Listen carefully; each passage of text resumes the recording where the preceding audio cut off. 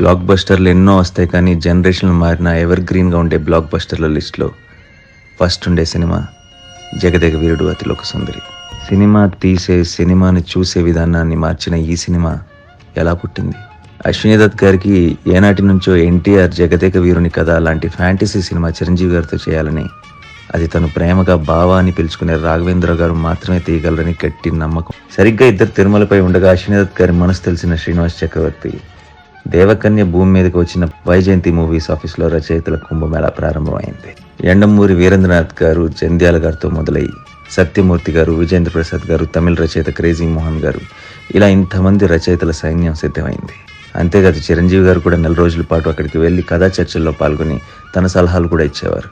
దేవకన్యను అతిలోక సుందరిగా చూపిస్తున్నప్పుడు నేను కొంచెం మాసిన గిడ్డంతో సామాన్య మానవుడు లుక్లో ఉంటేనే బాగుంటుంది, అందరూ కనెక్ట్ అవుతారని సలహా ఇచ్చారు. ఇంకోవైపు బాంబేలో తన కాస్ట్యూమ్స్ తానే స్వయంగా డిజైన్ చేసుకుని కుట్టించడం మొదలుపెట్టారు శ్రీదేవి గారు.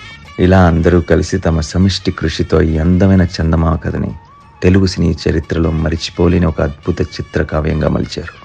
చరిత్రను సృష్టించిన ఈ సినిమా ఇంత ఈజీగా అయిపోయింది అనుకుంటున్నారా? లేదు మానవ, చాలా జరిగినాయి. Stay tuned.